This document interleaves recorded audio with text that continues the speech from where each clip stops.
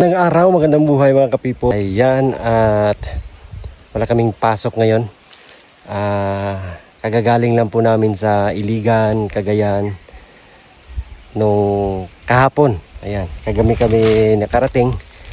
At ngayon pahinga muna kasi grabe yung biyahe namin. Nakapagod, kaya kailangan din po namin ng pahinga. So, habang pahinga po ay nagkaroon tayo ng time para bumisita dito sa ating sakahan or sa ating uma. Yes po, meron po tayong dito, maliit na area na isa din po sa ating pinakikitaan. So, dito sa kabundukan sa amin, dito sa aming probinsya. So nandito ako ngayon, ayan, makikita natin. Ayan, pinatabasan.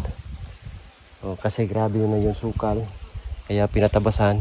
So ito yung itsura ngayon. At nakakatuwa lang po kasi pagdating ko dito, meron na agad ako nakitang biyaya galing sa Panginoon. So siyempre i-share natin sa inyo mga kababayan kung ano yon. Tara, let's go.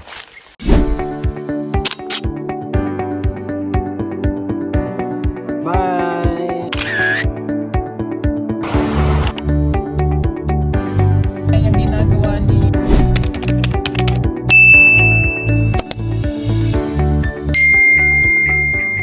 So ayan po, makikita natin ang biyayang galing sa itaas.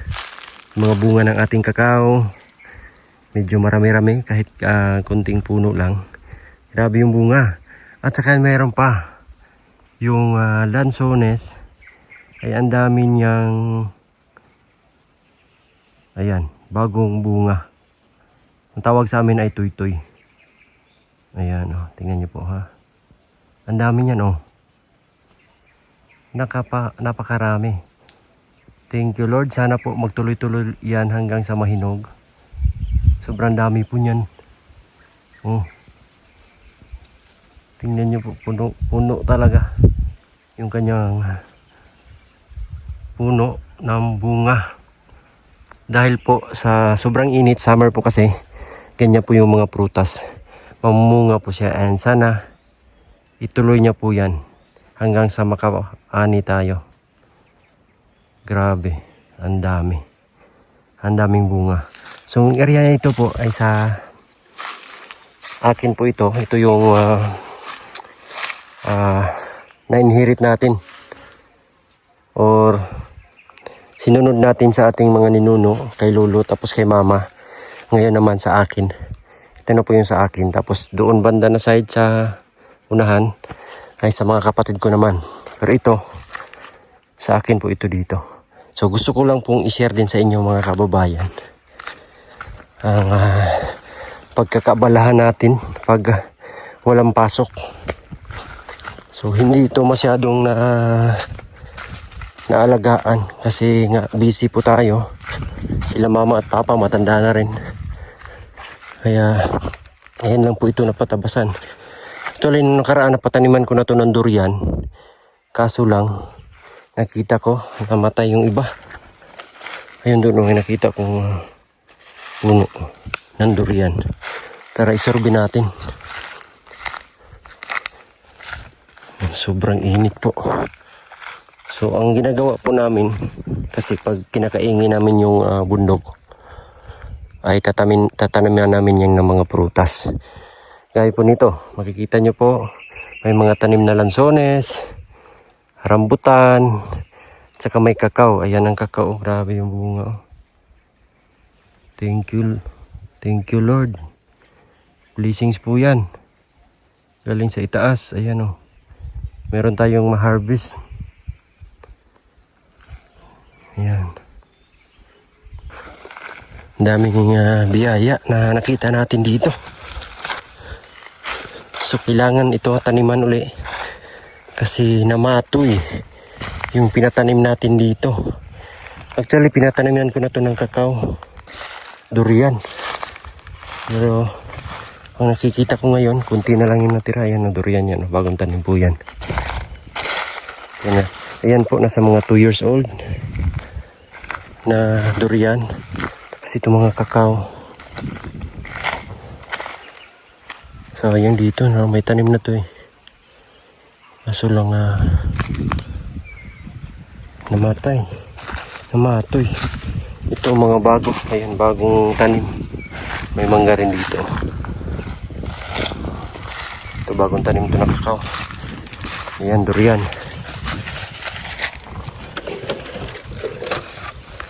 Ayan. Mga bagong tanim. Meron na siyang mga luma na. Yung malalaki na. So yung iba namatay rin. Kailangan natin magpunla na bago. Ayan. Durian po yan. Ito kakao. Actually puno na sana ito eh. Yung mga pananim. Kaso lang pag hindi na alagaan talagang masayang kasi mamatay po siya.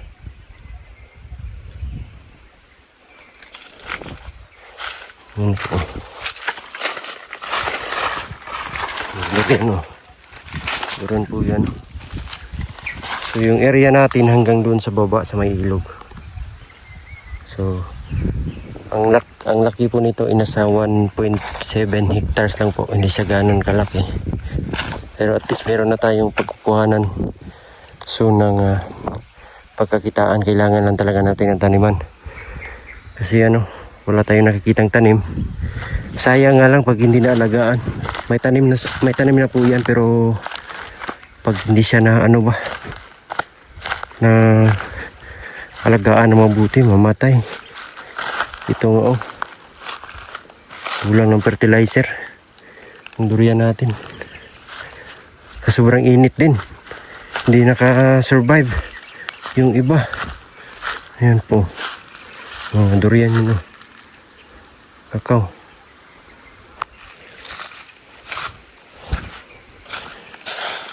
So yung saloy po ay nandyan sa baba. Yung saloy. Diyan na sa baba yung lugar nila. Dali.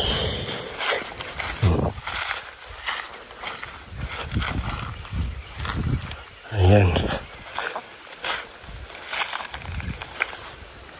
Ang tanim. Kakao.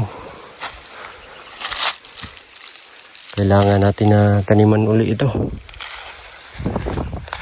Pag hindi talaga makapokus ka dito po, is masayang yung yung pananim. Siya mamamatay.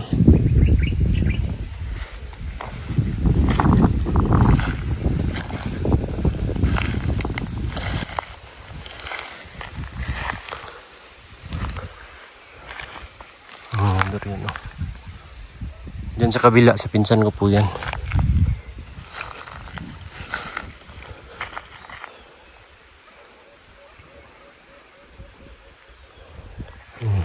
Yan po yung itsura ng ating bakante pa po.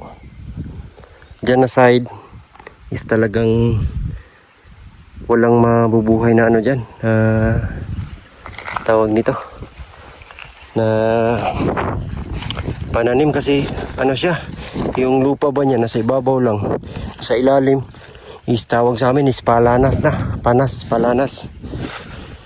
Hindi makapenetrate yung ugat ng itanim mo na prutas. Kaya ang tutubo dyan mga damo-damo lang po, like kugon. Yan po yung tutubo dyan. Gaya po nito tingnan nyo po for example itong durian na ito, sa sobrang init matay, sayang. Ganito po kasi yung itsura ng kanyang ayan, ganito po. Yung sa ibabaw lang yung lupa, tapos sa ilalim ganito palanas. So walang mabubuhay na prutas, lang, damo. Pero pinataniman pa rin natin, pero di talaga siya nag-survive. Kaya magandang yan idea ito. Yan niyo po, durian po yan Pero talagang yung tubo niya is lang, hindi siya masyadong tutubo. Maigi siguro lagyan na lang dito ng kubo. Lagyan ng kubo. Yung dito yan. Pakita natin po sa inyo mga ka-people. Mga kababayan. Ito, may mga tanim na po ito. Kakao. Oh, mayroon din namatay. Oh. Sayang talaga.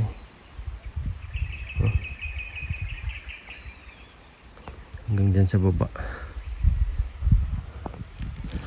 Yung ano niya. Lote natin.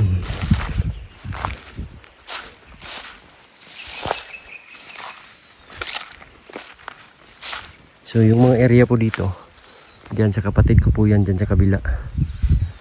Kasi mga sinunod namin sa mga ninunod. Dito naman sa kabila, isa pinsan ko po yan. Yung lupain kasi ni Lolo dito is nasa ano lang, 28 hectares. So ito po yung ano natin. Nasunod. Diyan sa baba, may mga pananim po yan dyan. Kasi mataba yung lupa dyan. Yung mga kakao, buhay naman siya. Buhay naman. Sana magtuloy-tuloy. At sana umulan. Kasi sa sobrang init, mamamatay. Yung area namin dyan, sa kabila. Dyan po kami lumaki. O dito talaga kami lumaki. Yung sakahan namin dyan hanggang sa tumanda na. Ganda po yung view dito. Tanaw natin yung Marilog doon, yung Saloy sa baba. Kaso nga lang wala pa siyang daanan, yung farm to market road. Doon yung Migkawayan, no? Sa taas na yung Migkawayan doon. So, sana malagyan ng daanan para yung produkto namin dito is madali na lang mabiyahe papunta sa mga bilihan. Kasi po, sabi nila ay may ano na daw yan, may nakaplan na, pero nga lang walang budget sa ngayon. Sana sa susunod magkaroon ng budget kasi yung mga magsasaka gaya namin is talagang mahirapan po kami kasi ang bayad namin sa paghakot ng aming mga produkto is per kilo po yan. Halimbawa meron kang saging, ipapahakot mo doon sa ano, ang labor cost po niyan is nasa mga 2 to 3 pesos per kilo. So halimbawa tag 10 pesos yung bili doon, so ang nasa sayo na lang matanggap mo is 7 kilos per kilo. 7 pesos per kilo. So yun na lang po yung matatanggap mo. Mababawasan na po siya. Kung merong malagyan ng daan dyan, siyempre dyan ako kunin yung mga produkto kasi madaanan ng sasakyan. Which is dagdag yun, kita sa mga magsasaka. Kaya yun yung pong problema dito sa ano talaga, sa bundok o dito sa mga sakahan. Yun yung problema. Kaya yung mga nagawa ng daanan, pasalamat kayo. Sana sa darating na mga taon ay kami rin dito is malagyan ng tawag dito, daan, yung farm to market road. Kasi naumpisa na sana yun kaso na hinto. Kaya hanggang ngayon wala kaming ano dito, walang kalsada. Maglalakad papunta rito, pag mumotor ka naman, pahirapan papunta dito kasi yung daan mahirap. So, pag wala tayong pasok o pagdating ng panahon na mag for good na tayo or mamuhay ng tahimik, so meron na tayo ditong pagkakaabalahan. Pwede magtanim dito ng gulay at yung mga prutas pag mamunga na, yan, meron na tayong mga prutas. So yun lang po yung ano natin dito, tawag nito yung for ano na ba, for living peacefully. Living peacefully. Ayan, ganda po yung lugar dito. Kaya nga Ngayon po ay grabe, sobrang init. Tag-init po ngayon. Pero yung mga green pa rin yung mga damo dito. Yung mga tinabasan lang yung nagkulay brown. At sana mag-uulan para yung mga pananim natin ay maka-inom ng tubig at tuloy-tuloy yung kanyang paglago. So paminsan-pinsan na po ako makapasyal dito kasi po super busy sa trabaho, sa pagbiyahe kasama ang team, paghatid ng tulong. Okay lang po kahit paminsan-minsan lang, at least merong tayong nakaabang na ano dito area. Kaya pagdating ng panahon pwede tayo dito mamuhay ng tahimik. Init, tatahingal. So hindi po siya patag, paahon po siya, pasalunga. Yung hirap kami dati magkakot ng produkto galing sa baba, dalhin pa namin doon sa pinakatuktok na yun. Elementary ako hanggang high school, yun po yung ginagawa namin. Talagang nakakapagod, kaya sabi ko doon na lang ako magtrabaho sa syudad kasi sobrang hirap po dito sa bundok. Kaya lahat ng trabaho pinasukan ko talaga para mabago yung buhay natin. Sinsya na, nakakahinga. Relax muna. Ang totoo, binabalot po yan para hindi siya mabulok, hindi masira. Dito sa malilim, malamig dito. Grabe bunga ng kakao. Oh, grabe yung blessings eh. Thank you Lord. Oh. Kaya lang yung per kilo ng kakao ngayon is nasa 130 na lang. Bumaba po siya. Nagmahal yung gas pero yung mga produkto bumaba.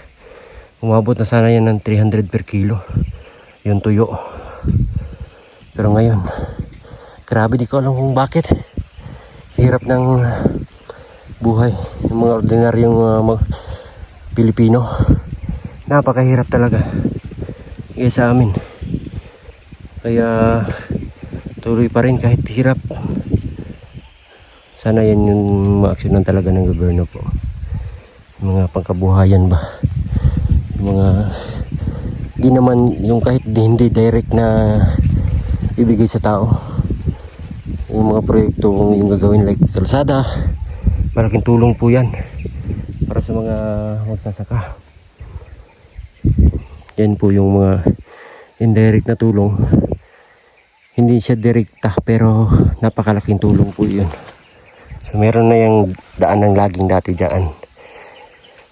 Kaya kung gawa na siya ng daanan, meron ng nakaabang, mabilis na lang. Nakabisita tayo doon mga kababayan. Nakahingal maglakad. At masaya ako kasi nakita ko yung mga pananim doon, may mga bunga pero yung iba lang ay hindi nakasurvive. Kaya ayun, dahil sa init. Pero no choice tayo kundi taniman uli yun. Kasi sayang yung lupa, mabakante. Sa ganun ay pagdating ng panahon, meron tayong maani sa ating mga pananim. So yun lang. Thank you so much po sa inyong lahat mga kababayan. At nandito na ako ngayon sa bahay. Magpapahinga para bukas ay meron naman tayong lakas sa aming pagmisyon. So God bless po. We love you all. Bye bye.